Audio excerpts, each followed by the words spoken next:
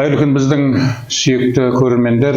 Қызылорда облыстық филармониясының алғашқы эфирлік бағдарламасы өз жұмысын бастады. Бізбен бірге болыңыздар. Құрметті көрермендер, өздеріңізге белгілі 21 мамыр мәдениет және өнер күні. Осы айтулы мереке аясында сыр мәдениеті мен өнеріне сүбелі үлес қосқан, 30 жылға жуық үлкен еңбегін арнаған қазіргі филармонияның бас режиссері Айза Гажденбекқызы бізде қонақта. Әзеке, студияға қош келдіңіз. Қош көрдік. Көңіл күйіңіз қалай? Күшті. Бәрі жақсы ма? Барлық мейрам алдында. Барлық жұмысыңыз сәттілік тілейміз. Енді уақыт деген қазір уақыт бөлуде көп қажеттілік етеді. Сол уақыт бір барына келіп жатыр. Енді сол сізге қоятын бір сауалымыздың басы мынадан бастасақ, адамның әрбір өміріндегі бала күнгі уақыт, бала күнгі Айза қалай? 30 жыл уақыт, өнер, бұның бәрінде бір үлкен тарау жол жатыр ғой. Айза жалпы бала күнде қалай болды? Айза деген кім жалпы? Енді қызық сұрақ. Енді біз бала күнімізде кім екенімізді өзіміз түсінеміз ғой. Енді өсіп келіп, бір өмірдің бір кішкене кемелденіп, өмірдің бір белесіне шыққаннан кейін барып артыңа қарап, бала кезімізде осындай едік қой деп біз енді пайымдаймыз ғой. Ал әйтпесе бала кезімізде қандай екенімізді енді ата-анамыз білетін шығар. Бірақ енді мен өзім туралы өзімнің пайымдауымша мен былайынша тіл алғыш қыз болдым деп ойлаймын. Өйткені мен көп жұмсайтын. Бірақ бір өте бір сондай жұмыс істеп жүгіріп жүргенді бір жақсы көретін, сондай бір соншалықты бір жаңағы тәртіпті бала болдым деп айта алмаймын. Шамалы бұзықтау болдым. Сотқарлығым да болатын, көп төбелесетінмін, көп ұрысатынмын. Бірақ жауапкершілік деген нәрсе менің бойымда сол кішкентай кезімнен бар. Мен оны жақсы білемін. Өйткені өзімнен кейінгі іні сіңлілеріме, жалпы отының басында болып жатқан қандай да бір нәрсеге ат-үсті қараған емеспін, мен тіпті бала болып. Өйткені мен енді қойшының қызымын, ата-анам шопандар болды. Жаңағы қой бағып кетеміз, жаңағы түйе сауамыз деген сияқты. Үйдің қанша шаруасы бар, кір жуу, басқа қылу деген сияқты. Соның барлығын мен әр кезде де осы үлкен жауапкершілікте соған бір мән беріп отыратынмын. Ойбай, ана жақта қазір бүйтуім керек, жаңағы бота түйені еміп қоймасын, қозы ажырап қалмасын деген сияқты. Сондай бір менде бір үлкен жауапкершілікті сол кезде сезінетінмін. Сондықтан мен өзім ойлаймын, енді сотқарлау болсам да жаңағы ақылды тентек болдым деп. Жалпы балалық бізде енді қазір бір балалық деген нәрсеге бір басқаша қырдан қарайды, сондай бір көзқарас. Өзімізде қазір бала өсіріп отқасын, балалығы былай болсыншы, балалығы солай болсыншы деген бір қағидалар қалыптасып кетті ғой осы заманда. Біздің кезімізде ондай қағида болды деп өзім ойламаймын. Өйткені сен баласың ба, сен басқасың ба, кішкентай детский травма деп жатамыз. Қазір ондай ұғым болған жоқ біздің кезімізде. Жылап келсең, желкеңнен ұстап қайтадан үйге шығарып жүретін, неге жылап келесің деп. Үйге жылап кірме, жаман болады деп. Сол сияқты біз бір сондай қатал, сондай бір қоғамда өстік, бірақ сол үшін өкінбеймін. Мен қазір қарап отырып, бәрін қазір көріп отырып, мен сол үшін өкінбеймін. Сондай қоғамда тәрбиеленгеніме өкінбеймін өз басым. Сондықтан балалығым өзіме ұнады, өзіме қызық болады. Атқа мінген Айзаны білеміз.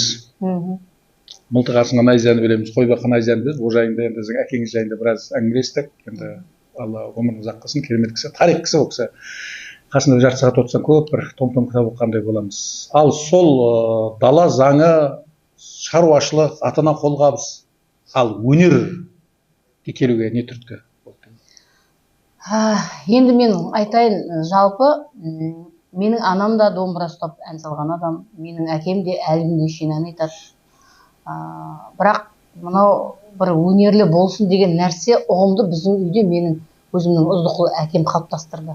Себебі ұздықұл әкем жалпы соғыс ардагері, екі соғысқа қатысқан, екі ашаршылықты көрген.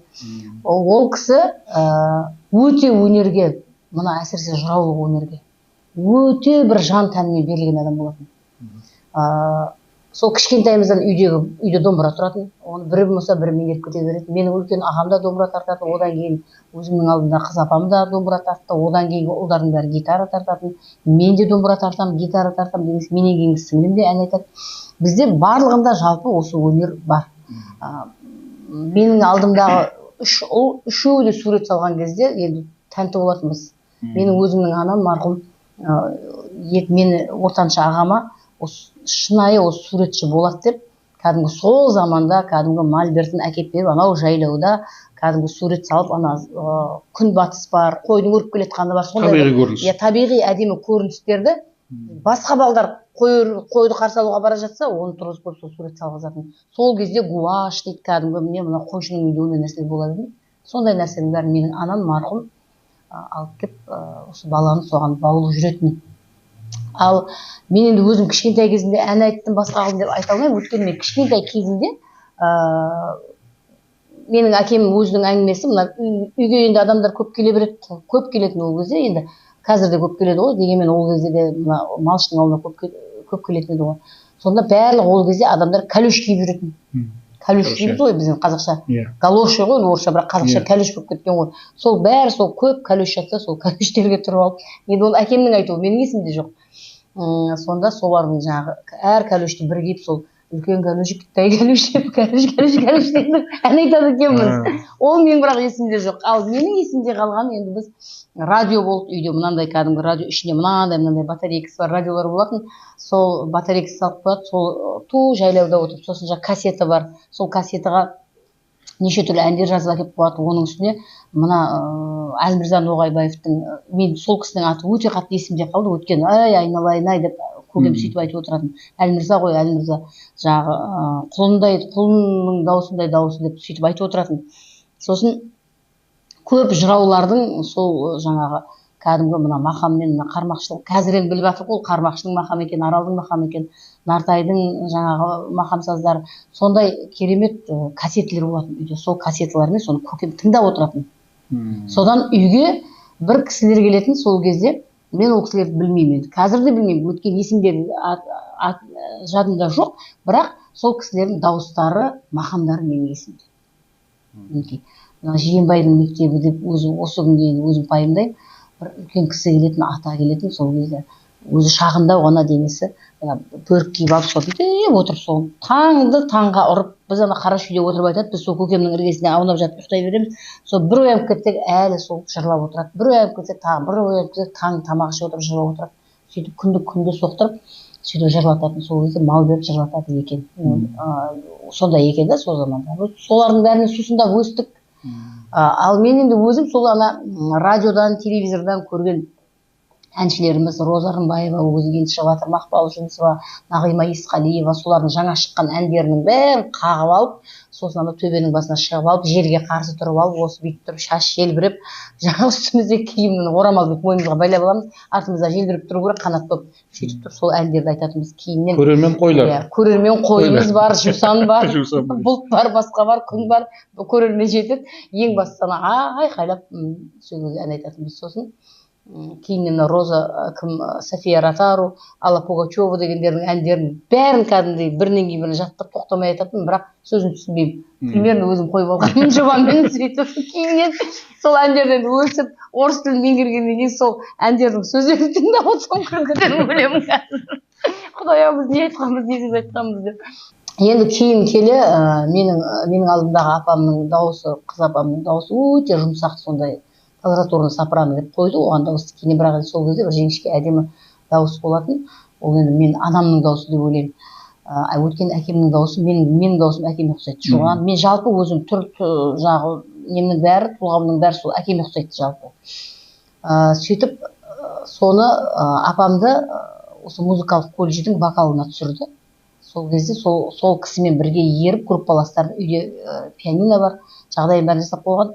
Сол пианиноға кеп, сол бір күні группаластар кеп, үйде ол кезде вечер дейміз. Вечер енді кешке жақын болатын нәрсе болғаннан кейін айтылып кеткен болса болар. Әйтеуір вечер дейміз ғой сол кезде. Кешкілік деп әдемілеп отыр ғой. Вечер жасайды, сол вечерге солар келеді. Содан олардың барлығы қазір мына группаластар Фируза Арғынбаева, Ғалымжан Сүлейменов деген қазір мықты ұстаздар ғой, музыкалық колледжден. Фируза өтіп кетті өмірден. Сондай бір керемет жас таланттар сол кезде бірге оқыған, бәрі солар үйге келеді, сөйтіп ән айтады бәрі. Сосын әнді айтып отырады да, 2 дауыста, 3 дауыста айта бастайды. соны мен тыңдаймын. Сосын ойлаймын, мынау не деген керемет звучание деймін ғой енді. Ол кезде мен осы мектепте ғой. Не деген керемет мынау үйлесім дыбыстың деп ше. Содан кейін соны апама айтамын, осы керемет мынау бір 2 дауыс, 3 дауыс басқаша үйлесім. Ол кезде 2 дауыс, 3 дауысқа бөлініп жатыр деген ұғымды түсінбеймін мен. Сосын айтып, ол дауысқа бөлу деген бар ғой деп, оны көбіне хорда айтатындар солар дейді. Ал мен сол кезде хорда ән айтам, ауылымызда хор бар, ән айтам, бірақ соны бір сондай бір бөлініп не қылады, бірақ сол бір жағады маған, бірақ ол әртүрлі партия екенін түсінбейміз ғой. Содан соны қайталап айта беремін. Сөйтіп жаңағы кез келген әнге екінші дауысын теріп алып кете беремін. Сөйтіп жүріп, сол әпкем айтты, бұл хорға барсаң, хорды дирижерлау деген бізде бөлім бар, соған барсаң, осының бәрін еміп шығасың. Содан миыма соны сіңіріп алдым. Сөйтіп алдым да мені пединститутқа мұғалімге түсіргісі келген. Содан 1 жыл қашып жүрдім, түспедім, ақыры сөйтіп қашып жүріп 1 жыл қалып қойдым, мұғалімдікке бармайын деп. Сөйтіп жүріп келер жылына 10-шы класты бітіргеннен кейін келесі жылы 1 жыл сол ауылда жұмыс істедім. Жұмыс болғанда қырманда жұмыс істедім, лаборант болып, стройкада штукатур маляр болып жұмыс істедім. Одан жаңағы животноводство дейді, бізде жаңағы фермаға барып сиырдың жаңағы сиыр саууға көмекші болып жұмыс жасадым. Сөйтіп жүріп 1 жылымды тәмамдап, жаңағы түскен айлық жақсы ол кезде, жақсы сол айлығымды жинап, сөйтіп жүріп музыкалық колледжге хорды дирижерлауға оқуға түстім. Бала күндегі мықтылардың әсері болашаққа айналды. Айналды, болашақ, менің болашағыма айналды. Жол сілтеді десек. Жол сілтеді бар, иә. Енді мына ағаш ағашта сән алады, адам адамнан тәлім алады дейді ғой. Бір отбасылық жайында сұрағым келіп отыр. Енді біздің бәрімізде баламыз бар, бірақ кейде жұмыс барысында қарбалас сценарий бар, басқа бар, кеңес сұрайтын адамдар, енді кабинетіңіз алды босамайды енді. Босатпайтын біреу мен. Сол кезде соның арасында уақыт тауып, қызыңызға звондап атасыз, бардыңыз ба, келдіңіз ба деп. Сол кезде біз ойланамыз да, осы менің де сол сіз қызыңыз сөйлеткенде балама махаббат оянып кетті, мен телефон алып не істеңдер, не қылыңдар деп атамыз да, баланы іздеу керек екен ғой деген түсінеді. Одан бөлек сіздің бала еркелеткеніңіз бар, мысық еркелететініңізді білемін жан-жануар жалпы.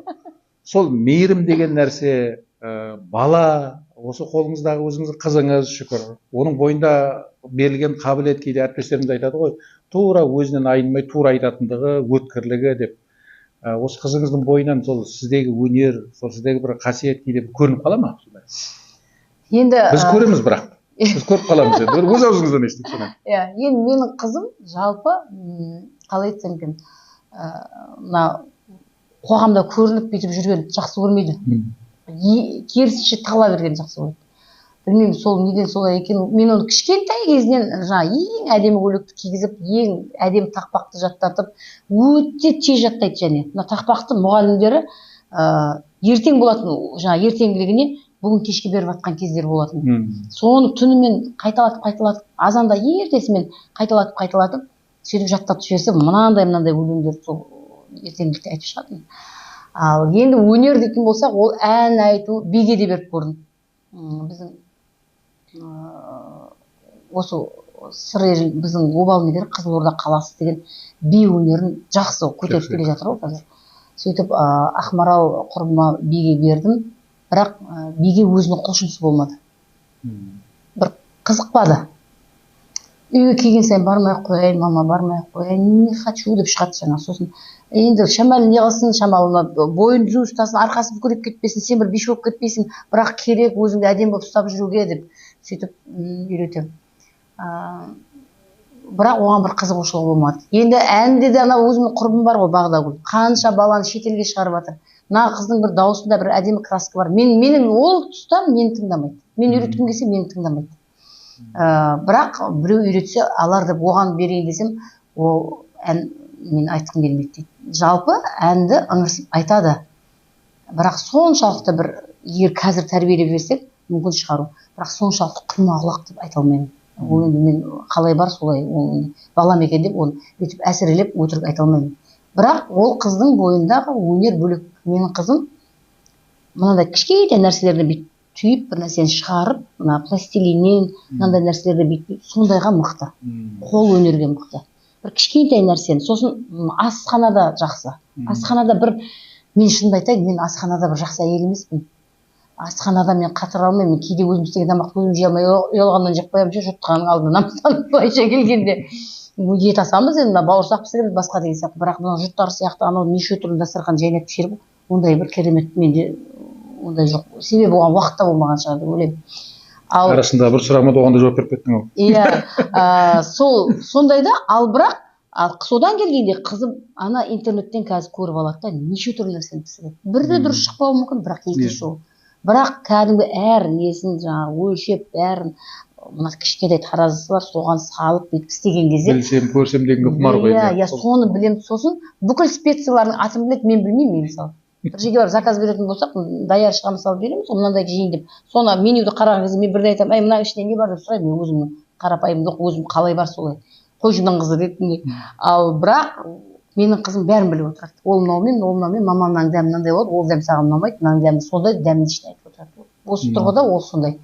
Ал енді өнер дейтін болсақ, ол мына мен білмеймін. Бірақ енді кеше бір ғана жағдай болды. Мен мысалы кеше Атамекен балалар жаңағы отбасылық үлгідегі балалар ауылы бар ғой, соның 10 жылдығын жасап жатқан кезде маған соның басында прологта қыздың бір абзац екіге бөлініп оқиды, кішкене ғана бір қатар сөз.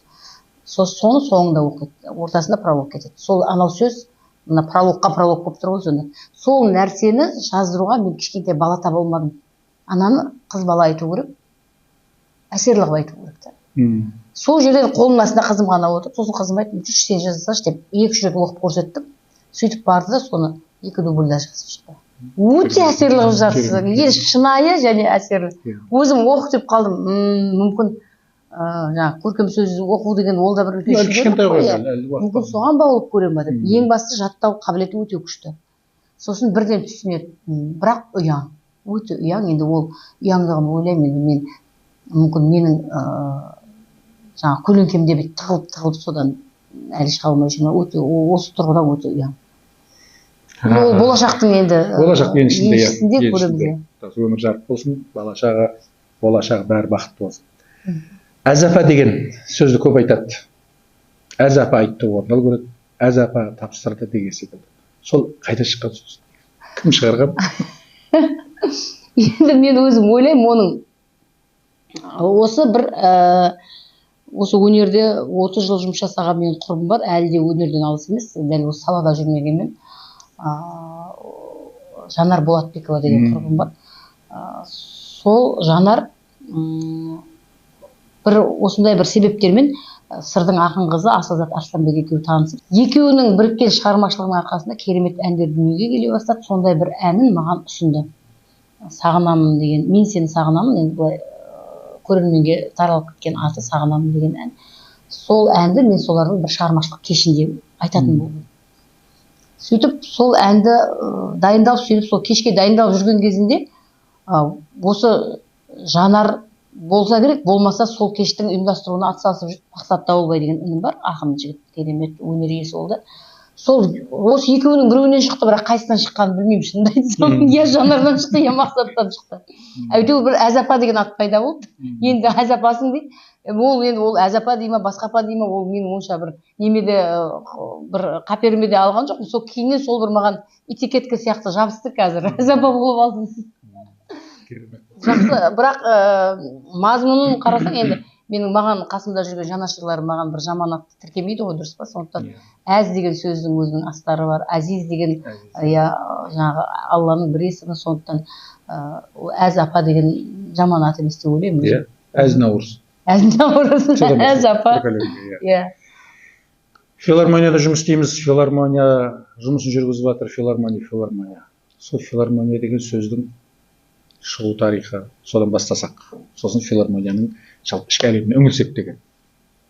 Енді ол қазір мынау неден қарасаңыздар, тұр ғой, өзі филя и сосын жаңағы гармония деген сөз ғой, екі музыкаға деген махаббат деген ұғымды береді ғой негізінде. Жалпы гармония деген сөз өзі білесіз ғой, үйлесімділік қой. Сондықтан да ол енді өзім ойлаймын, бізге бұл филармония деген сөз өзі кейін келген сөз ғой, негізі бұл жаңағы біреуден алынған сөз, гректің тілінен шыққан болу керек, егер ұмытпасам. Сондықтан бізге енді кеш келген, бірақ бұған дейін филармония деген ұғым қалыптасқанға дейін бізде концерттік бригада деген ұғым болды. Концерттік бригада деген ұғым бізге жақын. Сол бригадан басталды ғой, мысалы үшін Нартайдың концерттік бригадасы. Одан кейін ол кісінің ізін жалғаушылар өсіп алып келіп біздің сыр еліндегі осы филармонияның қалыптасуына мінекей өзінің септігін тигізіп отыр, көрмейсіз ба? Ол бір аяқ астына келіп жұртта филармония бар екен, ана жақта филармония бар екен деп ашылған жоқ қой. Бізде сол Нартайдың концерттік бригадасының ізімен алып келді. Ол қайдан шыққанын енді өзі сол жаңағы көп зерттеулер бар, соны оқып отырсаңыз сол жерде де жазылған. Мысалы үшін қаншама осы мына әлем өркениетке бет бұрғаннан бастап өзі сөйтіп көшіп жүріп, жаңағы әр орыстар өздерінше, жаңағы ағылшындар өздерінше, әркімнің сондай көшпелі өнері болды ғой, цирк дейді, басқа дейді. Мысалы анау тарихи кітаптарды оқып отырсаң, дәл сол сияқты біздің де көшпелі өнеріміз болған жоқ па? Біздің мысалы үшін күйшілеріміз солай жүрді, біздің жыршы жырауларымыз солай жүрді, біздің де халық әншілеріміз солай жүрді. Бір елден бір елге көшіп, ана жақтан анау жаңағы бір-бірінен тарап, мына жақта мынандай деген әнші бар екен деп оны алдырып, мінекей дәл сол көшпелді қазақтың көшпелі өнері мінекей бүгінгі күнге осы филармония болып қалыптасып отыр. Мен өзім солай түсінемін. Бала күніңізде соңғы жағын жаңа өзіңіз айтқан сұхбат барысындағыдай. Таңды таңға дейін жырлайтын. Жырладым. Сол да мінекей, ол да гастрольмен енді. Гастроль ғой былайша келгенде. Енді шамның сәулесі төбіне түспейді, бірақ айналаса нұр шашады деген бар. Енді әдемі концерт болыпты, жақсы концерт болды, концерт керемет болды дейді, бірақ оның артындағы көлеңкелі тұстары, оның ар жағындағы жіберетін энергия бар. Сахнаға киім тіккен күндерің болды ма? Енді айтайын, 90-шы жылдағы тоқыраудан біраз адам тоқырап кеткендер де болды. Тоқырамау үшін көп нәрсені игерген, меңгерген адамдар да болды. Мен жаңа әңгімені әрден бастап отырмын. Мен негізі тігін деген менің шешем өзі тігін шешебер адам болған. Ол кісінің тіккен құрақ көрпешелері енді біздің енді осалдығымыз шығар, соның бәрін сақтап қала алмағанымыз. Енді бұл малшыларда өзі білесіздер, көшіп жүреді, көшіп қонып жүреді, сондай да бір жойылып кетті ғой. Әйтпесе ол кісінің тіккен құрақ көрпешелерін мен әлі көрмедім. Қанша құрақ көрпеше тігетіндер шығып, әлі көрмедім. Сұмдық құрақ көрпешелер тігетін. Кәдімгі бір күн бір кәдімгі мынада отырады да, бір жарты сағаттың ішінде біз 7 ағайынды болдық қой. Соның ішінде 3 қыз бар, 3 қыздың үлкеніне онша тіккенде шығар, ол менің есімде жоқ, бірақ менен кейінгі сіңілім екеуміз арамыз жақын. Сол екеумізге кәдімгідей мінекей көйлек тігіп беріп, тағы көрші отырған қоршаулының қызына да сол көйлек тігіп беріп отыратын. Көйлегіміз түнде киіп жататын көйлегімізге жаңағы төсек қаптарымызды дайындап бірдей қылып беретін.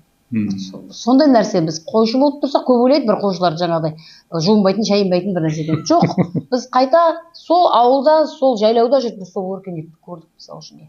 Өйткені төсегіміздің қандай екен, ол қалай жиналып тұрады, ол төсек жататын кезде киетін киіміміздің бәрі мысалы үшін. Сол анамыз бар кезде солай. Сондықтан да сол кісінің кәдімгі бүйтіп отырып аяқ машинасы болады, ескі, сонымен одан ана қол машинасы сөйтіп тігетін мен әркез көретінмін. Bir жағын ұстап отырасың, бір жақ ұшын қай жағы қалай ұстау керек деген сияқты. Содан үйренген шығармын, содан бір келген шығар деймін, мен тігін тігемін жалпы. Бірақ енді соңғы жылдары тігін тігуге енді ешқандай уақыт болмай кетті ғой, енді көп нәрсені ұмытып қалыппын. Осы жақында осыдан бір жыл бұрын ба 2 машинка алдым тігетін, сол кезде байқадым. Ұмытып қалыппын кәдімгідей, бір-бірін сәйкестендіру деген сияқты. Анау киімнің балағын сарып кете беруге деп керек болады. Біреуде бір машина болу керек деп, тігін машинкасы болу керек деп алғандағы. Сол 95 жылы мен өнерге келдім. Сол 95, 97, 98 жылға шейін әйтеуір өтіп ұстап тұрды. Содан кейін бір басталды ғой, бір жаппай кәдімгі төмен қарай бір үлкен құздан төмен қарай құлап бара жатқан сияқты көрінді. Сол кезде өнер маған кетіп бара жатты ғой бүйтіп. Сол кезде я киімге ақша бөлініп жатқан жоқ, я бір сенің сценарийіңа, я режиссураңа, я саған бір сені жаңағы тәжірибе алмасуға сөйтіп бір кеттік қой. 2003 жылға шейін сол бір қатты болды. 2007 жылдары бері қарап мен енді басқа жұртты білмеймін, бірақ мен өз басым дәл солай сезіндім сол аралықта. Ол кезде біз Тасбөгетте Сабира Майханова атындағы мәдениет үйінде істейміз, оны соның кейіннен қалаға қосып жүрді. Осы қалаға келген кезде қолдырау тіпті қатты болды. Ол анау районның кезінде, ауданның кезінде кішігірім қайтады жақсы, бері қарай тіпті қатты болды. Сол кезде жаңағы ертеңгіліктерді қойып бастадық. Оған дейін әртістердің көйлегі жоқ, соны бүйтіп қырқып ойып нелерін келтіріп, талай әншілерге мына жерден орамалдың иегін киіп алып, жаңағы аберлок дейміз, ондай машинка жоқ, соны бүйтіп свечаға бүйтіп күйдіріп отырып, сөйтіп отырып, мына жерлеріне желбіршек салып беріп, сөйтіп талай тіккен киімдер болды. Одан кейін жаңағы қуыршақ театры болды бізде. Сол қуыршақ театрын Тілеген ағайымыз сценарийін жазады, соны қояды, сосын болмаса сценарийін жазып береді да, маған көр дейді, мен режиссурасын жасаймын. Сөйтіп жүріп соларға енді әртүрлі енді ауыстырып отырамыз ғой жаңағы қойылымда. Сол кезде жаңағы материал дайындап береді, біз сосын алып соны сахналауымыз керек. Ол кезде жоқ қой, цех жоқ, тігін цех жоқ, басқа жоқ. Енді ол машинкамен тігетін нәрсе бөлек, енді біз мынандай габаритный нәрсе жасап үйрендік қой. Үлкен ауқымды бутафор сияқты болып келетін жаңағы киімдер, мысалы үшін жаңағы мысалы ит дейміз, иттің образын адамға сіңіру үшін оның енді мына дене бітімдерін шамай келтіруіміз керек. Мына жамбасын құйрық саламыз, мына жеріне не саламыз, губка саламыз деген сияқты. Ол кезде кәдімгі әшейін қол машина, ол ондай тіге алмайды. Сондай киімдердің бәрін үйден алып кетіп, неше спектакльге сөйтіп киім тікті. Басынан аяғына шейін тікті. Бір инопланетяндар тіккенім бар, оны сымнан бұрап, ішін алюминий сым дейміз ғой, содан бұрап жасап, сыртын кәдімгі қаптап, тауармен арасына губка салып, мынандай қысатын жері маңдайларына батпасын, басқа деп сөйтіп, және оның бір эскизі де жоқ. Оны өзім сызып алып, сол сыммен құрап сөйтіп жасаған талай ертеңгіліктер де болды. Енді оның бәрін мен өзім ойлаймын. Жалпы сөйтті ғой деп осы еңбекті айтып жатқан кезде мен соны өзім осы күні соны жасағаныма өкінемін. Себебі былайша кеткенде далаға кеткен еңбек. Ол еңбекті ешкім бағалаған жоқ. Ол кезде оның бәрін менің басшым да, менің қосшым да, маған тілекшім, менің ағайым да бәрі біліп отыр. Бірақ ол сол еңбек осылай жасалып жатыр ғой деп оны ол еңбекке бір қандай да бір жаңағы не дейді, қолдау жасалынған жоқ. Әгер осы жасауға болады екен ғой деп соның артынан бір цех па бір нәрсе ашылып, сол нәрсе әрмен аяққа тұрып, сол нәрсе өз жалғастырып, ана киімдер сақталып, әдемі болып, бүгінгі күнде сол киімдермен бір нәрсе ойнап жатса, ол кезде өкінбеген боларым. Менің айтқым келіп отқаны, бағаланбады деген айтып отқан сөзім, маған бір атақ берілмеді сол үшін деген әңгіме емес, жоқ. Сол дүнияның бәрі сақталып қалуына жұмыс жасалмады. Сол өкінішті сол. Ол кезде оны жұмыс жасайтын да мүмкіндік болған жоқ. Ағайымыз жұмыстан кетті. Ол ағай кеткеннен кейін мен де кеттім жұмыстан.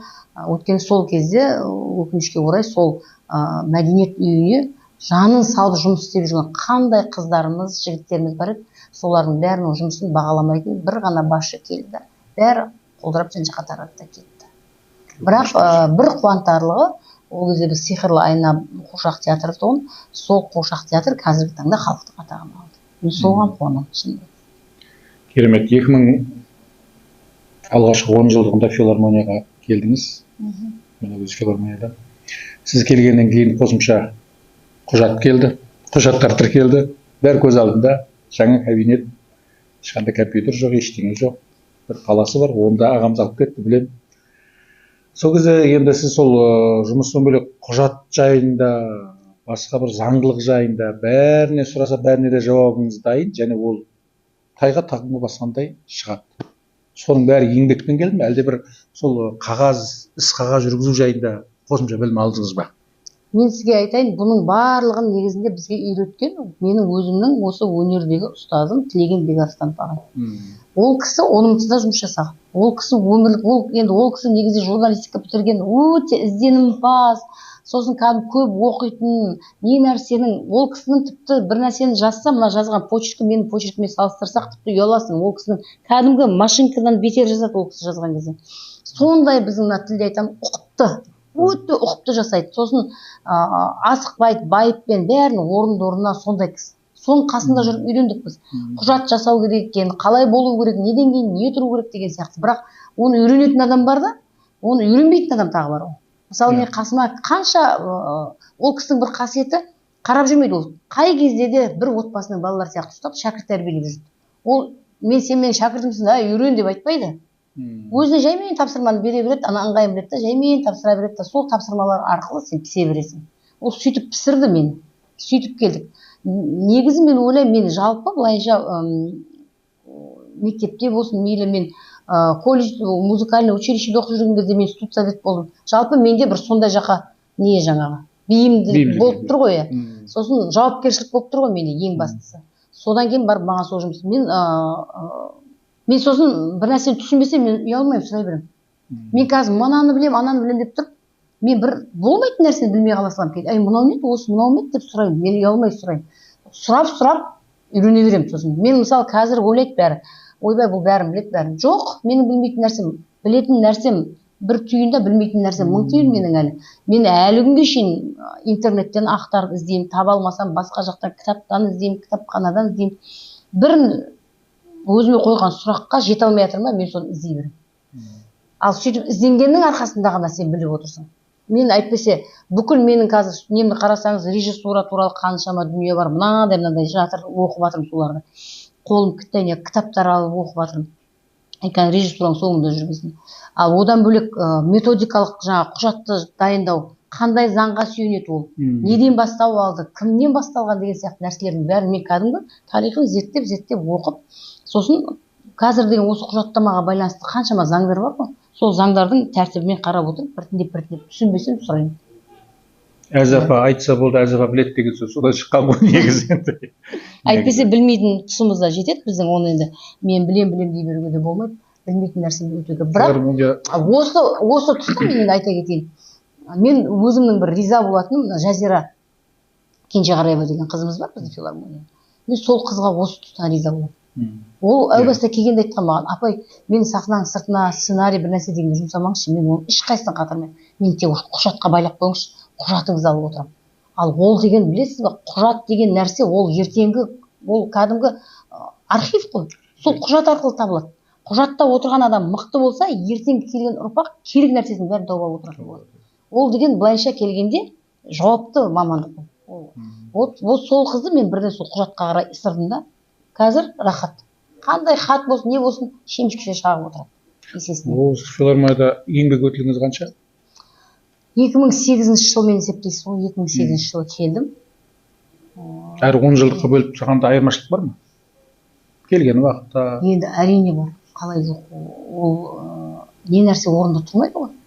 Судың өзі ағып өтіп бара жатқан жоқ. Ана жерде бүгін мына қолың біткен соң ертең ана жерден таба алмайсың. Сол сияқты нәрсе ғой. Ол филармонияның қазір былайша айтсаң ізі жоқ десек болады.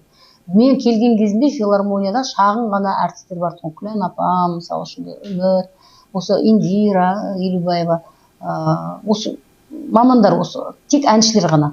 Сосын Томирис би ансамблі болды. 2007 жылы филармонияға халық аспаптар оркестрі ашылды, Тұрмағамбеттің атымен. Сол оркестр, ол оркестрмен бірге хор ашылған болады. Мен келген кезде сол хорды таратып, соның орнына жаңа штат ашыла бастады ғой, мына ансамбльдер, жаңа ұжымдар, өнер ұжымдар ашыла бастады. Сөйтіп, бұл жерден сыр самалы вокалды аспапты ансамблі ашылды. Ақмешіт фольклорлық ансамблі ашылды. Одан кейін жаңа Брангөл би ансамблі ашылды сол кезде. Жанкент деген трио ашылды деген сияқты. Сөйтіп біртіндеп ұжым саны көбейе бастады. Енді осы тұста айтып кету керек, сол кезде бізде басқармада Берік Жүсіпов ағамыз болды. Сол кісі осыған қатты жұмыс жасады. Осы ұжымдарды қалыптастыруға. Енді кейін бертін келе, мен айтар едім, әр кезеңде облыста әкім болып тұрған адамдар, сол кісілер, мысалы үшін өздерінің іздерін қалдырып отырды. Мысалы Құлмұхаммед ашты, Тұрмағамбет. Одан кейін мысалы үшін Мәдени мұра бағдарламасы ма сол уақытта? Сол бағдарламамен сөйтіп ашты. Одан кейін бізде камералық оркестрді ашып берді бізге Қырымбек Елеуұлы. Ол камералық оркестрден кейін бізде Искаков болды, әкім. Ол кісі болған кезде біз Қобызшылар ансамблін ашып берді. Қобызшылар ансамблінің бізде әдемі балалар театр студиясы ашылды. Одан кейін Нұрбек Машбекұлы келген кезде симфония оркестрі ашылды. Хор ұжымы ашылды. Жаңа ғимаратқа кірдік. Одан кейін заманауи би ансамблі ашылды деген сияқты. Сондай бір әрқайсысы өзінің үлкен қолтаңбасын қалдырып келе жатыр. Мен ойлаймын, бұл үлкен өнерге негізінде сондай үлкен бір қамқорлық пен жанашырлық болмаса, өнерді құлдыратып алу деген қазір-ақ ол мүмкін өшіп қалмайды. Өйткені соны меңгеріп, соны игеріп алып келеткен адамдар тұрған кезде ол өлмейді, олар шәкірт тәрбиелеп отқан кезде өнер өлмейді, ол әрі қарай талантты адам туылғанын қоймайды ғой. талантты адам туылғанын қоймайынша өнер өлмейді. Сондықтан да бірақ ол құлдырап кетуі мүмкін да. Ол құлдырамау үшін жаңағыдай қамқорлық керек. Қамқорлық керек.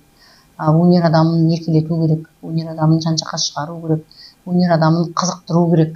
Сондықтан сол нәрсенің бәрі жасалған кезде өнер деген ешқашан, жалпы мен өзім әркез айтамын, өнерге жасалынған қызмет ол болашаққа жасалған қызмет. Өнер өзіне жасалынған жақсылықты алдынан орап әдемілеп тұрып алып шығып беріп отырады. Өйткені жалпы халықты сол тіл арқылы, өнер арқылы ұлттық коды деп бекер айтылып тұрған жоқ қой. Сондықтан ойлаймын да, мен қазіргі бүгінгі таңда филармония бір кездер жаңа ғимараттың салдарынан шамалы бір шегінулер болған шығар. Ол да бір енді өнердің дамуына соншалықты кері әсерін берген жоқ деп ойлаймын. Мүмкіндігінше жұмыс жасадық қой сол үшін қанша адам. Бірақтан да біздің облыстық филармония қай кезде де өсіп келе жатыр.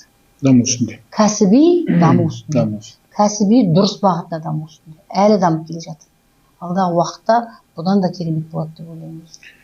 Жалпы мына қарапайымдықтан қара суға қаймақ тұрғызған деген сөз бар. Кейде өзің біліп тұрған нәрсені басқа біреу білмей қалса, сол үшін бір шегін жасаған күндер болады ма? Мысалға, жаңағы оркестр бұл біздің танысымызға келмейді, біз оны ойнамаймыз дегенде басшылығы өз өңірде болған оқиға ғой енді.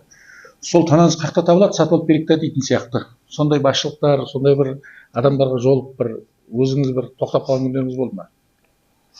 Енді мен шынымды айтайын ба? Мен ондай нәрсеге тоқтайтын адам емеспін. Оны сен өзің де жақсы білесің. Мен егер ондай нәрсеге тоқтайтын болсақ, баяғыда қаңғып кететін де кездер болды. Қаңғып кетіп, бала аулап кететін кездер болды. Ондай нәрсеге тоқтайтын болсақ. Ол жұмыс айтады ғой, қателік қай жерде болады? Жұмыс жасаған жерде болады. Жұмыс жасалмаған жерде қателік болмауы мүмкін емес. Қателік ол қай кезде де болады. Кедергі ол қай кезде де. 2 қадам ассаң, 3-ші қадамында кедергі тұруы мүмкін. Бірақ оның бәріне сен тоқтай берсең, оның бәрін мойынсынып, соның бәріне құлап, ойбай бітті мынау дей берсең, болды ондай нәрселер. Жұмып қарамаймын. Ол әлі де болады, мен айтайын. Мен дәл қазір бүгінгі жасап жатқан жұмысымда да ол тұр. Кері кетіп, болмайтын нәрсені айтып, сөйте салмай ақсақ қайтеді. Тіпті оны сенің басшы, басқа қосшы демей ақ қой, сен сол адамның кейде өзінің өнеріне жұмыс жасап отырсың, ол өнердің маған қатысы жоқ, ол өнер маған керек емес, ол сол адамға керек, сол адамды шығарасың, сол адамды әдемілеп, соны халыққа көрсетесің, халық тұрып сол адамға қол соғады. Сөйтіп тұрған адамның өзі кері кетіп жатады кейде. Кері кеткенде де кәдімгі сосын айқай сала, маған айтады көбісі ұрысқақсың деп, мен айтамын, маған керек па сенің осы өнер? Саған керек қой. Халық сені көреді ғой, халық саған қол соғады ғой деген сияқты. Сондықтан енді білмеймін, ондай нәрселер болады. Оның болуы да тіпті заңдылық, ол болуы да керек. Өйткені мен жаңа айтып отырмын, өнер адамдары еркелей келеді. Өзің де білесің, сен де өнердің адамысың. Еркелегенді кім жек көреді? Бірақ оны еркелететін адам болады. Бізде енді былайша айтқан кезде кейде жай айтып, кейде маңдайына сипап айтып, кейде батырып айтып, кейде жылатып айтып, бірақ сол өнердің иесінің, өнердің жоғалтпауына жұмыс жасауымыз керек. Былайша келгенде, мен солай жұмыс жасадым, өзім ойлаймын солай жұмыс жасадым деп. Енді мені солай жұмыс жасамады дейтіндер өздері біледі, өйткені тырнақтың астынан кір іздейтін адамдар өте көп қой. Оны айтар, басқалар, онда тұрған ешнәрсе жоқ. Бірақ мен өзім ойлаймын, менде бірақ ниет солай болды. Мен өзімнің ішкі дүниенің ниетім, бірақ бүгінгі күні соны ойлаймын енді. Соншалықты беріліп жасамау керек екен. Соншалықты беріліп, құлап сұрлығып, ойбайлап жүріп, соның алаңсыз, соның ыңғайында кетіп, алаңсыз олай жасамау керек екен да. Жасаған жұмысыңды, мінекей жасаған жұмысыңды, нәтижеңді көрсеттің ба, болды. Сосын шамалы демалып алу керек деген сияқты. Біз өтіп жасаған жоқпыз ол жұмысты. Ол өтіп жасамаған себебіміз, мен филармонияның директорының орынбасары болдым көркемдік жұмыстар жөніндегі, және режиссер деген нәрсені мен қоса алып жүрмін. Өйткені бізде режиссер болған жоқ филармонияда, оны өзің де білесің. Ал концертті мен дайындап келемін, бірақ оның реттілігін жасау үшін сахнада бір жұмыс жасау керек қой. Соны мен бірге атқарып жүрмін. Ол бірақ ешқандай ақылы, бір ондай жағында емес, былайынша істеп жүрмін, былайынша келгенде. Бірақ кейінгі уақытта мен соны байқадым. Тіпті сен былайынша жасап жүрген жұмысың үшін саған бір қалай айтсам екен, бір міндет сияқты қылып қарап кетіп бара жатыр. Сосын барып мен айттым, мен директордың орынбасары деген ұйымдастырушы жұмыс. Оны жасайды ғой. Адам жасайды, адам жасаған. Бізде қазір режиссер керек жоқ. Мына жұмысты біреуге беріңіз, мен мынауын істей берейін. Есесіне менің орныма келген адамның режиссері болады деймін ғой. Сөйтіп режиссерлікке кеттім. Өте өзім қуанам, сол шешіміме қатты қуанам. Өйткені біріншіден мен шынымды айтсам шаршай бастадым. Бұрынғыдай емес, адамның физикалық тұрғыда өзінің жасы бәрібір өзінің алатын алады ғой. Сондықтан мен шаршай бастадым. Екіншіден мен осы жұмыс деп, гастроль басқа деп әрдайым кетіп жүргеннен кейін мен қызым да қазір өсіп келе жатыр, оның қасында болуым керек, уақыт керек маған, шамалы боста уақыт керек. Сосын үшіншіден мынандай ұжымның тәртібі басқасы деген сияқты жауапкершіліктерден шынымды айтсам қашқым келді.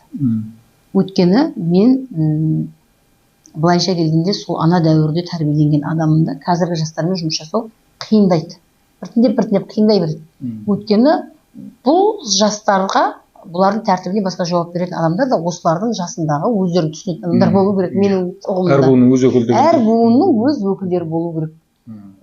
Сондықтан да осы буынның өз өкілі отырған дұрыс. Шабыт қайдан аласың? Енді шабыт деген нәрсені шынымды айтайын ба, осы нәрсені мен әр кезде әрқалай. Мысалға мен кейде көліктің ішінде келе жатып, сол жерде таксистің айтып отқан әңгімесінің бір сөзі бір қылыма тиіп кетуі мүмкін. Оқ деп соны түртіп қоямын. Кейінде содан туындаған нәрсені түртіп жаза бастаймын. Мынау әрмен қарай кете береді.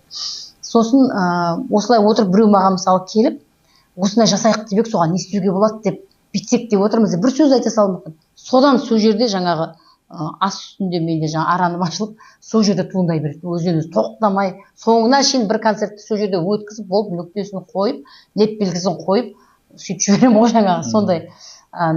Кейде бір өзімнен өзім бір тұңғиыққа еніп кетемін да, бір жылап, өзімнен өзім бір жатып қалатын күндерім болады. Жалпы жылаған деген нәрсені жақсы көрмеймін, бір андасында бір болады. Сөйтіп бір өксігім бәрі шығып болғаннан кейін, өзімнен өзім бір жаңбырдан кейін жердің иісі шығады ғой, сол сияқты болып менде шабыт оянады, бір нәрсе істегім келіп, сосын бастаймын, бүйтейік та, сөйтейік та, мынаны жасайықшы, мына бір дүниені көрейікші деп, сөйтіп бір өзіммен өзім елерімді қосып алып шығатын кездерім болады. Кейде байқап қалам, бір әңгіме барысында, мына сөзді түртіп алайыншы деп атасыз, болмаса біреуге жазып атасыз. Сонда ол былайынша қоғамда отырған кезде бір санаң бір жағында жұмыс тұрады ғой сонда. Мүмкін сондай болып тұр ғой енді. Сондай болып тұр ғой. Мысалы кейде жұмыстың барысы сағат 7 болды дейді да, басқа әлемге кіріп кетеді ғой кейбір. Бірақ ол жұмыстан тыс уақыттармен көп байқаймын соны. Режиссер болу деген қаншалықты қиын? Енді көп оқимыз ғой біз. Мен мысалы үшін өзім режиссерліктің тәжірибемен үйренген адаммын. Сондықтан көп оқимын, іздеймін. Осы мынау не деген сияқты. Мынау қалай болса болады. Бірақ мен айтайын, мен өзім ойлаймын, негізінде режиссерліктің бұл мен айтып отқаным концерт режиссер айтып отыр. Концерттің режиссері. Мен театр басқа режиссерін пәлен түгел деп айта алмаймын. Мен ол дәреже деңгейге жеткен адаммын деп айта алмаймын. Сондықтан мен ешкімді сынау басқа уақыт. Бірақ концерттің режиссерына міндетті түрде музыкант болу керек. Міндетті түрде. Музыканттық сауаттылық. Оның бірінші мамандығы музыкант болу керек. Сауаттылық керек. Өзім ойлаймын. Мен оны неге олай ойлаймын? Мен бұл осы дүнияны жасап жүргенде маған сол көмектесетін тұстары. Мысалы, сен музыкант болсаң, сен міндетті түрде ол жасалмайтылған, орындалып жатқан музыканың тарихын біліп отырасың.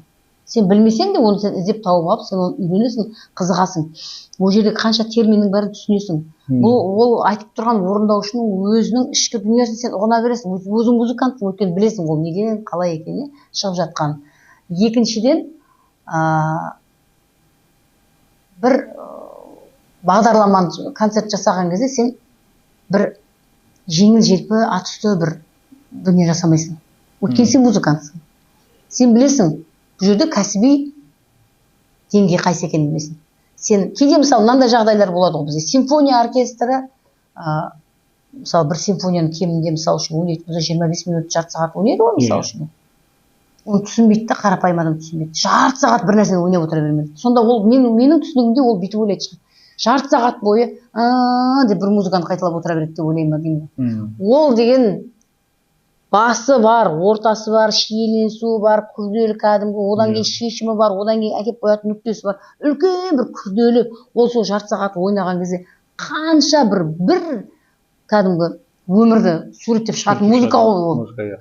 иә осындай нәрселерді мысалы үшін былайша адам түсінбегенмен мысалы біз түсінеміз, сондықтан да бізге сол жағынан. Ал сен сол әуенді мысалы айтылатын концерттің режиссурасы, сен сол шығаратын ойналатын қазір айтылатын әнге сол музыкаға сол жаңағы биленетін биге соның мінезін әрмен қарай жаңағы ашып көрерменге түсінікті етіп, ол музыканы тыңдап отырып түсінбеуі мүмкін да, бірақ соның маңайында жасалып жатқан қимыл арқылы түсіну керек қой.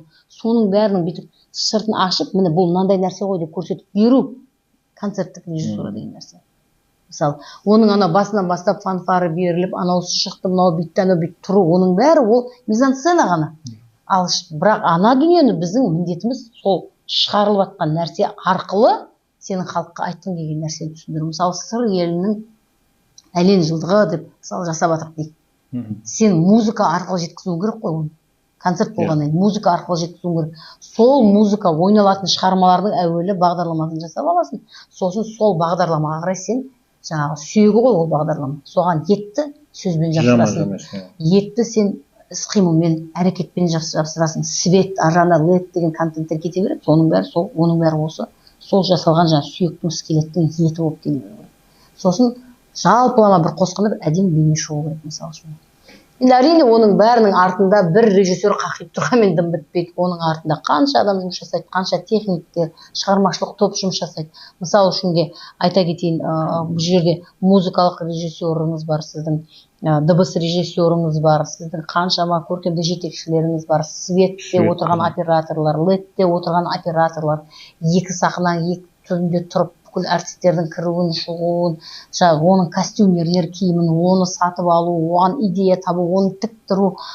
Бір концерттің соңында ең апат адам күн-түн ұйықтамай жүріп жасайды. Мысалға, кейде айтады, мысалы, әртістердің неге демалыс күні ондай, неге мынандай күні мынандай. Мен айтамын, айналайындар-ау, жұрт халық бүгін демалыс деген кезде олар демалуға, сен мысалы біреудің қонаққа барған кезде айтасың, пәленшеге қой. Дәл сол сияқты олар бізге келеді. Қонаққа демалуға.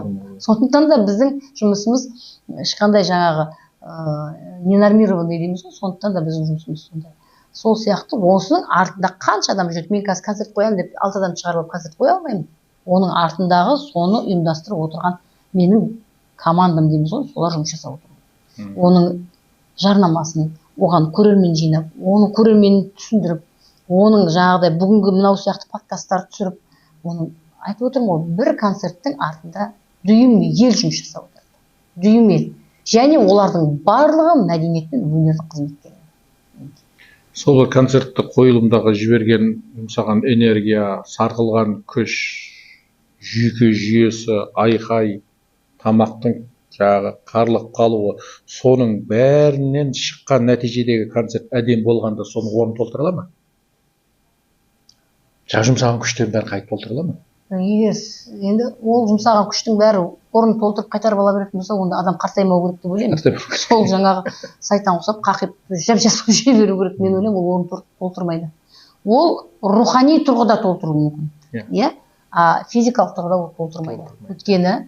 Өйткені сен айтады ғой, мынау нерв жүйелері қайтып орнына қалпына келмейді. Сен ол жерде тұрып, мысалы үшінге мен ән айтамын ғой, мен тамағым қарылып қалмасын деп, жаймен бүйтіп айқайлай алмайсың ғой, дұрыс. Сен эмоция келеді ол жерде, анау жасап жатсың, айтып жатсың, ол шықпай жатыр.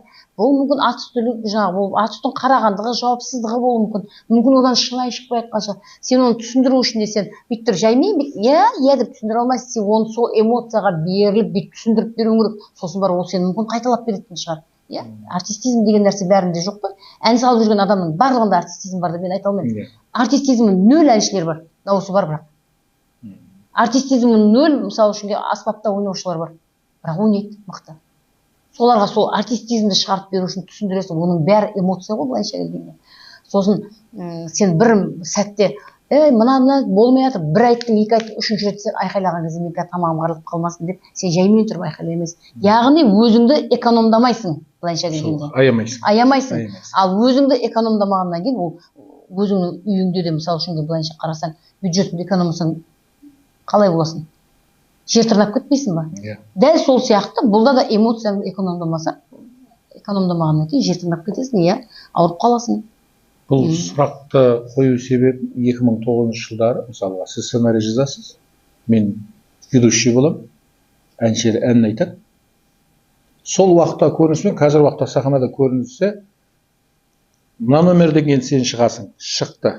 Бізде ол сен шығасың деп ешкім айтпайды, әркім өзінің жүйесімен кете беретін еді ғой. Жалқау болып бара жатқан жоқпыз ба? Иә, ол да жауапкершілік қашып бара жатыр ма әлде? Ол да мүмкін. Ол бар бізде, оны жоқ деп айтуға болмайды. Оған бірақ үйреткен мен өзім ойлаймын енді. Бұл нәрсеге мен әртістер үйретті деп айта алмаймын, өйткені бұл маған дейін жасалынған. Біздің облыста қандай да бір шарада қарасаңыз, қазір де мысалы, қазір қай бір концерт болсын, дайындықтың артынан қарасаң, бір адам жүреді, бір емес 30 адам жүреді, бәрін түгендеп. Ол құртады, ол шын мәнінде құртады. Әркім өз жауапты болу керек. Мысалы, басқа мынау шетелдің, мысалы үшін кеше біз барып келдік қой, ешкім түгендемейді, әркім өзінің айтқан сағатында орында тұрады. Ең қызығы сол, уақыты біткеннен кейін кетіп қалады. Оған өткен айтылған кезде тапсырма солай беріледі.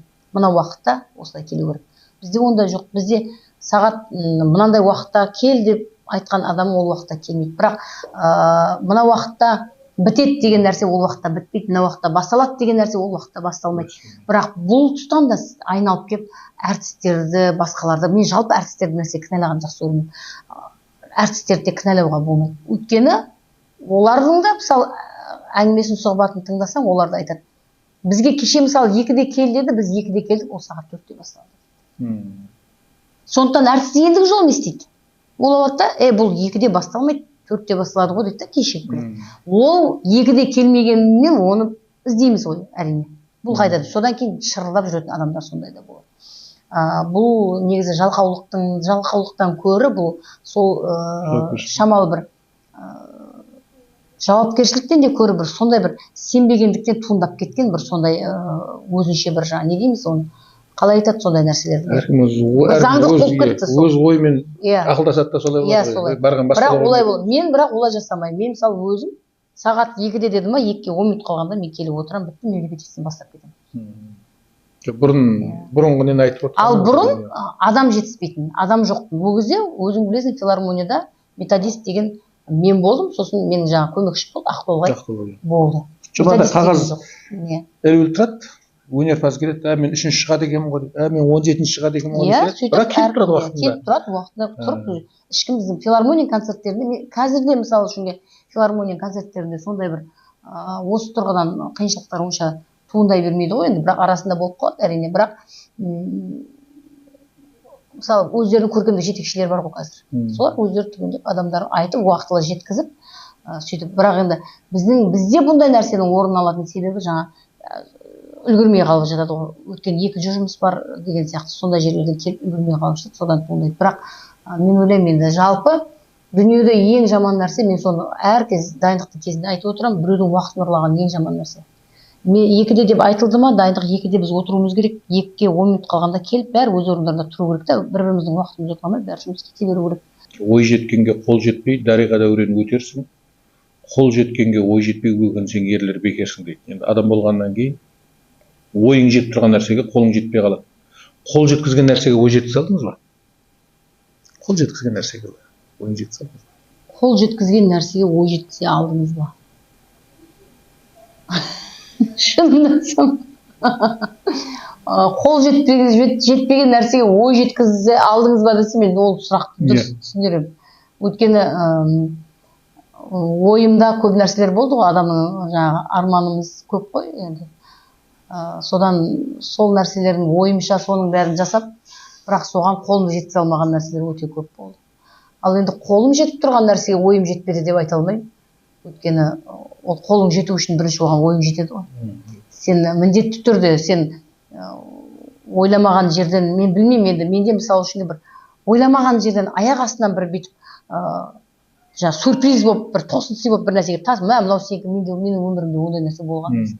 Маған не нәрседе, қай кезде де еңбектенсем келеді. Еңбектенсем келеді, жалқауланып жатсам келмейді. Сондықтан мен не нәрсені ойлаймын, осылай осыны жасасам екен деймін, сосын соған қол жеткізетін жағын ойластырамын. Бірақ құрбандыққа шалып жіберген нәрселерім көп болды.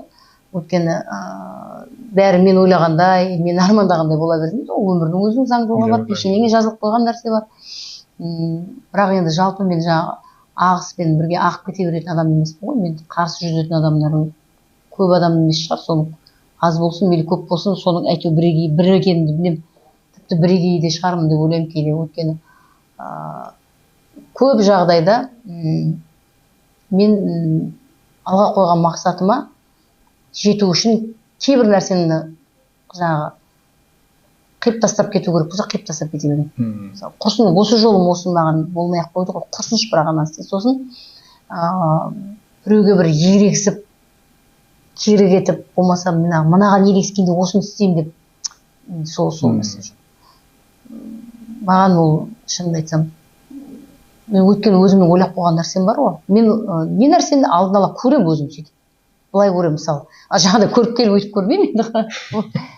Көзім алдына елестетемін, бүйтіп анау былай болса, мынаны былай қойсам, мынау солай тұрса, сол картинка менде суретке түскенде сақталып қалады. Сосын соған қарай жүремін. Сосын сахнадағы режиссурада да маған сол визуализация дейді ғой, сол көмектеседі. Мен концерт болатын кезде, ана айтып жатқан кезде соның бәрі көзім алдына бүйтіп тұрғызып аламын. Бәрі тұрады, былай болады, анау былай болады. Сол кәдімгідей миымда суретке түскен сақталып қалады да, соны жасап жатқан кезде сол орынға бір бишіге бір адамды былай қойып жатса, жұлып аламын да қайтадан былай алып барамын ғой. Өйткені мен суретке түсіріп алған кезде ол ана жақта тұру керек.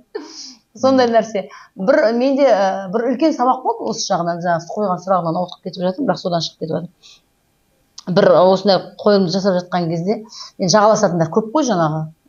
Өзі де білмейді, білгенін айтқан қылмай, бір сондай адамдар бар осы өнерде жүрген. Сондай біреу қоймады, жоқ мына жерге бүйтейік, мен айтамын, жоқ ол олай болмайды, мен былай көргем, ол былай тұру керек деймін. Жоқ, былай қоя салайық. Сосын соны қоймай, жаңағы өзімнің қалай жасаймын дедім, солай жасаймын деп мүмкіндігінше арпалыстым, бірақ менің айтқаным болмайды, сол кісінің айтқаны солай қойды, сол соңында, бірақ сол үшін таяқ жедік біз. Сол нәрсе неге былай тұрмады деп. Біз таяқ жедік. Сонда мен өзім ойлаймын, бір тылсым ба, бұл да бір құдірет шығар деп ойлаймын. Алдын ала, мысалы үшінге, бір көріп келдік емес қой ол. Мен жай ғана бұны ойлап, соның бәрі енді біз айтамыз ғой, көп жағдайда, мысалы, мен жасадым, менің арқам, мен істедім, мен деген сөзді көп айтамыз. Біз деп сөйлемейміз ғой. Сондай жасап, мен былай қылдым деп сөйтіп айтамыз. Бірақ сайып келгенде, бұның да алдын ала өзі жасалып қойған дүние сияқты ма. Тек біз соны жүзеге асырушымыз. Миссия дейді ғой, жүзеге асырушымыз. Өйткені әйтпесе мен айтып отырмын ғой, жаңағыдай мына идеялардың бәрі қалай келеді ол маған? Қаяқтан келіп жатыр ғой? Мен бір идеялар класын бітірген жоқпын ғой былайша. Қаяқтан алу керек екенін де білмеймін. Жаңа өзіңіз қойған сұрақта мен даже жауап бере алмай отырмын. Былай келгенде, сайып келгенде жауап бере алмай отырмын. Қаяқтан аласың дегенде. Өзімен өзі жағдай тарс ете қалады келеді. Мен ойлаймын, сол мысалы мына бір Құдай тағаланың берген сондай құдіреті ол деп. Ақындарда да бар, ол мысалы сценаристте де бар, барлық өнер адамдары тұрмақ. Былайша мысалы визажист, дизайнер, соларда мысалы бір көзге көрінбейтін бір жерден бүйтіп алады ғой. Мен баяғыда бір сондай жағдай болған менде. Бір нәрсені іздеп отырмын, таба алмаған, бүйтіп көзім жұмады, бүйтсем қайтеді, сөйтсем қайтеді, ойланып отырсам, бүйтіп ала салатын болсам ғой, деп. Сол кезде мен осы бүйтіп ала салатын болсам ғой деген кезде мен сол маған керек нәрсені тапқанмын сол кезде. Сонда өзім ойлаймын, сол бір тылсым бар ғой енді, сондай Құдайдың құдіреті ғой енді, адамға солай ойды салып қояды. Қабілет деген, иә, сондай. Мына бизнес саласындағы кісілердің айтады ғой, бизнесте сен ол кәсібіңнің саласын ол орман дейді. Орманның ішіне жаяу кірсең адасасың дейді. Орманның мол болу үшін сен қыран бол, төбесінен қара дейді. Қай жануар қай жерде тығылып жатыр, қай кәсіп қай жерде тоқтап жатыр, сол көресің дейді. Сол секілді сіздердің былайша не нәрседе төбесінен қарайтын бір қабілет болып тұр ғой, төбесінен қарағанда анық көрінеді. Иә, сондай ма білмеймін ғой енді, ол енді өзім ойлаймын. Бірақ енді сол нәрсе менің бойымда, Құдай тағала соны маған бермеген болса, кім болар едім деп соны ойлаймын да. Мен негізінде кішкентай кезімде врач боламын деп, доктор боламын деп. Мен доктор дейміз ғой, доктор боламын деп. Сол аппақ халат, ана чеп-чеп кию, осы күні ойлаймын, егер сол медицина саласының қызметкері болсам да жаман қызметкер болмас па едім деп ойлаймын. Тым жауапкершілікті, мүмкін енді кәрамат бір операционный хирург боламын деп айтатынмын сол кезде мен. Осы күні ойлаймын, Құдай мені мықтап тұрып сақтады, сол хирург қылмайды. Кім біледі? Соңғы сұрағымыз Оралхан Бөкейдің сөзі бар. Өзі білмей тұрып біреуге ақыл айту қазақтың сүйікті ісі дейді. Қаншалықты ақыл айтатындар бар сізге? Өзі білмей тұрып. Мен мысалы үшін енді біреуді айтпас бұрын әуелі өзімді айтайын. Мен ақыл айтқаннан көрі мен мотивация берген өзім жақсы көремін. Бірақ оны мен мотивацияны беріп жатқанда мен ақыл айтайыншы деп ойламаймын. Мен бүйтіп айтамын. Сенде осындай бар ғой мүмкіндік. Неге сен бүйтпейсің? Мысалы сен былай қылсаң болады, олай қылсаң болады. Сенің даусың мынандай, фактураң мынандай, жасың бүйтіп тұр. Ертең бүйтесің, сонда сөйтесің деп. Сонда маған айтатындар көп алдыма келіп, сізден күшті мотивация алып кетеміз. Кейде келеді да, сізге мотивация алуға келдік деп келетіндер болады. Ал енді маған ақыл айтатын адам көп деп айта алмаймын. Өйткені менің бір жаман оңбаған қасиетім бар. Мен тыңдамаймын. Мен тіпті кейде біреу неге сөйтпейсің, неге бүйтпейсің әңгіме сол жерден әңгімені кесіп тастай саламын да бір шамалы қаттылау айтпай салуым да мүмкін. Сондықтан көп жағдайда маған бір ақыл айтуға онша жүректердің түгі де жете бермейтін шығар деп ойлаймын. Өйткені мен жек көремін. Маған келіп шайнап бір нәрсені бүйтіп жаға бергенді жек көремін. Өйткені сенің дәл сол уақыттағы сенің халіңді білмейді ешкім. Сенің материалдық тұрғыдағы мүмкіндігіңді ешкім білмейді, дұрыс па? Мен барып ешкімге айтпаймын ғой, менің мынандай жарқырап келіп жүр, бәрі күшті. Сенің сол кездегі әсіресе мынандай нәрсе, неге бетіңді сөйтіп тастамайсың, неге ана жаққа бармайсың? Сенің қалауыңды да білмейді да, бірақ төтеннен келеді да саған келіп, неге сөйтпейсің, неге бүйтпейсің? Сенің орнында болсам сөйтер едім, сенің орнында болсам бүйтер едім. Сондай нәрсені жек көремін. Мен айтамын, мен егер соған қолым жетіп тұрса, мүмкіндігім жетіп тұрса, болмаса шынайы соны жақсы көрсем, соны істеуге менің миым жетпейді деп ойламаймын өз басым. Бірақ мынандай ақылдарды тыңдаймын. Мысалы үшін үлкен кісілердің айтатын керемет ақылдары болады. Астамшылық етпе, көп сөйлеп қойма, сырыңды ашпа, үлкеннің алдын кеспе деген ақылдарын айттым. Қазірдің өзінде көшеде келе жатқан кезде үлкен кісі болмақты ер азаматтық төтеннен келіп қалса, мен жасым кіші болса да еркек адамды өткізіп жіберемін. Бірақ ондай тұрғыдан, ондай ақыл кеңес сосын, ай балам, ақылдасатын нәрсе болды, ана бүйтіп бердің ба, мысалы мен қызымды орыс тілін мықтап игеріп алсын деп балабақшаға орысша бердім. Мысалға. Сөйтіп, енді ол шүлдіріп кәдімгі таза орысша сөйлеп тұр да, ұстазы мықты болды. Содан алып орыс мектепке бергім келді енді. Қинап аламау қазақ мектепке. Бірақ ішім қалай болады, бәрі орысша оқып кетейін деп тұр ғой мынау деп. Бірақ өзімді ойлап қоямын, мен де оқыдым ғой орыс мектепте. Құдайға шүкір, мен тілімді, өзімнің қазақи жаңағы болмысым жоғалтпайды. Ешқашан ондай менде болған да емес, онда тіпті ойда болған емес. Ұлт өнеріне қызмет істеп келатсың әлі күнге дейін. Солай бола ма, бірақ мына қазіргі заманда қалай болады деп отырмын. Сосын әкем айтты, мына бір түйір қызың ғой, мынау шүлдірлеп тұр. Қазақша бір сөз дұрыс айтпайды. Бірақ қазақшаң бәрін түсінеді. Осы қызды сен қазақ мектепке бер. Сондай сияқты үлкен даналық ақылдар болады ғой, оны сен аласың. Өйткені сен оны сезіп тұрсың, сен үшін саған жанашып айтып тұрған. Ал былай келіп төтенше келіп неге бүйтпейсің, мен болсам сөйтерім деген ақылдардың сол басталып келатқан жерден қырып тастаймын. Өйткені ондай ақыл айтып та керек жоқ, ондай ақылды тыңдап та керек жоқ меніңше. Оны тіпті ақыл деп те айтып керек жоқ меніңше. Уақыт қымбат. Уақыт қымбат. Рахмет. Егер бір тылсым болып деймін, бала күніңе қайтып оралса, осы уақытқа дейін аралықта нені жасар едің, нені жасамас едің? Қайта мүмкіншілік берсе. Мен ба? Енді мен үшке бөліп тек, балалық шақ, бойжеткен шақ осы уақыт. Біріншіден балалық кезімде, балалық шағым болса, мен көп ойнар едім. Асыр салып. Асыр салып ше. Мына осы заманның баласы болсам тіпті көп ойнар едім ше. Қара жұмыс істемей қашып жүріп ойнар едім. Ал енді мына бойжеткен шағым болса, сол кезден неше түрлі тілдерді меңгеріп тастаған болар еді. Көп тіл, көп кітап оқыған болар еді. Кітап оқуға менде уақыт, қай кезде де уақыт өте аз. Бірақ соңғы ішіне ұрлап, тығылып қашып жүріп оқи беретінмін, бірақ сонда да. Сосын ертерек күйеуге тиген болар едім. Ертерек күйеуге тиіп, бір 4-5 баланы осы туып тастап отырған болар едім. Шынымды айтайын. Ал өнерге келетін болсақ, мен тіпті сахнаның сыртына қарай бет тұрмаса мен өзімнің әншілігімді жолға қойып соған қызмет жасап келдім. Өйткені маған ұсыныстар болды. Алматыға кетіп өтін, әнші болып әрмен қарай өзім ол ұсыныстың бәрі менде болды. Маған тіпті ән жазып жүрген адамдар да болды. Маған үміт артқан адамдар болды да, мен соны бір соған мән бермей осы кетіп қалдым. Сол жағын жасар едім. Ал енді әгер әке осы режиссураға қалай кеткен болсам, мен бірден әу баста бірден музыкалық колледж дейміз, музыкалық білім дейміз, бірден алып режиссураға кетіп қалатын да, бұл кезде мен театрдың режиссері болып отырмын. Құрметті көрермендер, өздеріңіз байқағандай бір сұрақтың аясында балалық шақ қайтып оралғанда қаншама ой, қаншама мотивация болашаққа деген үлкен сенімді айта өтті. Өздеріңіз байқағаныңыздар. Бала болсам көп ойнар едім. Енді көрермен кездеседі ғой енді. Одан кейінгі уақытта отбасылы бойжеткен шаққа да бір тоқталып кеттік. Сонда адам өзі жанның қалауын жасау керек қой негізі. Жанның қалауын жасау керек, көп іздену керек, шаршамау керек. Кітап оқу, білім. Кітап оқу. Талы бесіктен жер бесікке дейін кітап оқу дейді ғой. Біз енді бүгін сізді жан жақты аша алдық деп ойлаймын, бірақ енді ол осы уақыт бір жарым сағатқа сиятын нәрсе емес, негізгіне тоқталып кеттік деп ойлаймын. Біз осымен сұхбатымызды аяқтасақ дейміз.